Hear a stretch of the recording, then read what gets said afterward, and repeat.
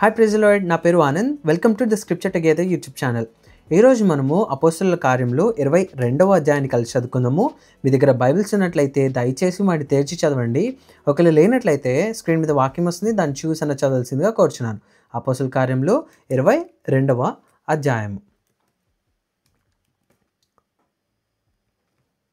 22వ అధ్యాయము 1వ వచనం కలిసి చదువుకుందాము. సహోదరులారా, తండ్రులారా, నేనిప్పుడు మీ ఎదుట చెప్పు సమాధానము నాలకించుడి. అతడు హెబ్రీ భాషలో మాట్లాడుట వారు విని ఎక్కువ నిశ్శబ్దముగా ఉండిరి. అప్పుడతడు ఈలాగు చెప్పసాగెను. నేను కిలికియాలోని తార్సులో పుట్టిన యూదుడను. అయితే ఈ పట్టణములో గమలియేలు పాదముల యొద్ద పెరిగి మన పితరుల ధర్మశాస్త్ర సంబంధముగు నిష్ఠయందు శిక్షితుడనై మీరందరూ నేడు ఉన్న ప్రకారము దేవుని గూర్చి ఆసక్తుడనై ఉండి ఈ మార్గంలోనున్న పురుషులను స్త్రీలను బంధించి చెరసాలలో వేయించుచు మరణము వరకు హింసించితిని. ఇందును గూర్చి ప్రధాన యాజకుడును పెద్దలందరూ నాకు సాక్షులై ఉన్నారు. నేను వారి వలన సహోదరుల యొద్దకు పత్రికలు తీసుకొని దమస్కులోని వారిని కూడా బంధించి దండించుటకై యెరూషలేమునకు తేవలెనని అక్కడికి వెళ్ళితిని. నేను ప్రయాణము చేయొచ్చు దమస్కునకు సమీపించినప్పుడు మధ్యాహ్న కాలమందు ఆకాశము నుండి గొప్ప వెలుగు అకస్మాత్తుగా నా చుట్టూ ప్రకాశించెను. నేను నేల మీద పడి, సౌలా సౌలా, నీవెందుకు నన్ను హింసించుచున్నావని నాతో ఒక స్వరము పలుకుట వింటిని.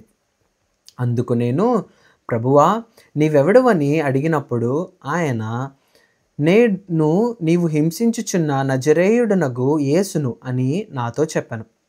నాతో కూడా నున్నవారు ఆ వెలుగును చూచిరి గాని నాతో మాట్లాడిన వాని స్వరము వారు వినలేదు. అప్పుడు నేను, ప్రభువా, నేనేమి చేయవలెనని అడుగగా, ప్రభువు, నీవు లేచి దమస్కులోనికి వెళ్ళుము. అక్కడ నీవు చేయుటకు నియమింపబడినవన్నీ నీకు చెప్పబడునని నాతో అనెను. ఆ వెలుగు యొక్క ప్రభావము వలన నేను చూడలేకపోయినందున నాతో కూడా ఉన్నవారు నన్ను నడిపింపగా దమస్కులోనికి వచ్చేతని.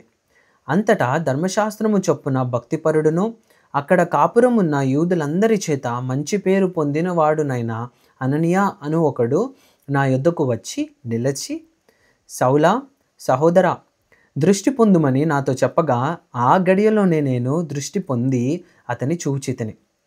అప్పుడతడు, మన పితరుల దేవుడు తన చిత్తమును తెలుసుకొనుటకును ఆ నీతిమంతుని చూచుటకును ఆయన నోటి మాట వినుటకును నిన్ను నియమించి ఉన్నాడు.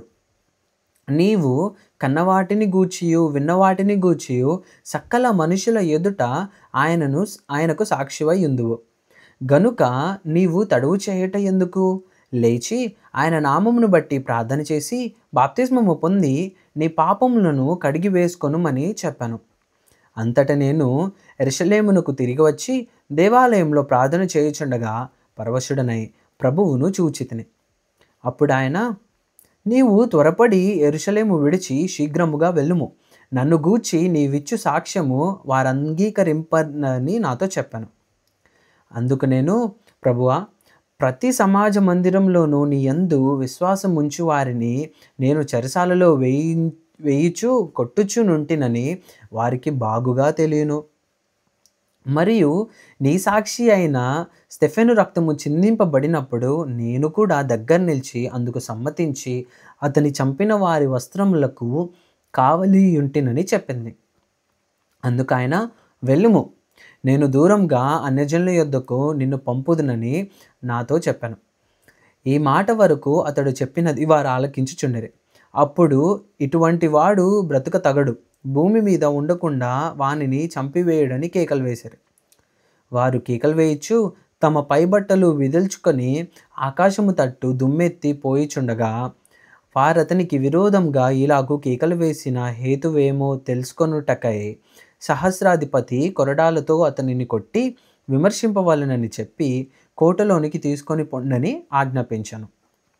వారు పౌలును వారులతో కట్టుచున్నప్పుడు అతడు తన దగ్గర నిలిచియున్న శతాధిపతిని చూచి, శిక్ష విధింపకయే రోమీయుడైన మనుష్యుని కొరడాలతో కొట్టుటకు మీకు అధికారం ఉన్నదా అని అడిగాను. శతాధిపతి ఆ మాట విని సహస్రాధిపతి యొద్దకు వచ్చి, నీవేమి చేయబోచున్నావు?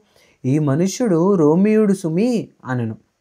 అప్పుడు సహస్రాధిపతి అతనిని చూచి, నీవు రోమియుడవా అని నాతో చెప్పుమనగా అతడు అవునని చెప్పెను. సహస్రాధిపతి, నేను బహుద్రవ్యమిచ్చి ఈ పౌరత్వము సంపాదించుకొంటిననెను. అందుకు పౌలు, నేనైతే పుట్టుకతోనే రోమియుడనెను. కాబట్టి అతని విమర్శింపబోయిన వారు వెంటనే అతనిని విడిచిపెట్టరి. మరియు అతడు రోమియుడని తెలుసుకున్నప్పుడు అతని బంధించినందుకు సహస్రాధిపతి కూడా భయపడెను. మరునాడు యూదులు అతని మీద మోపిన నేరమేమో తాను నిశ్చయంగా తెలుసుకొనగోరి సహస్రాధిపతి అతన్ని వదిలించి ప్రధాన యాజకులకును మహాసభ వారందరూ కూడి రావాలని ఆజ్ఞాపించి పౌలును తీసుకొని వచ్చి వారి ఎదుట నిలవబెట్టెను. దేవుడిచ్చిన వాక్యము దీవించును గాక. ఆమెన్.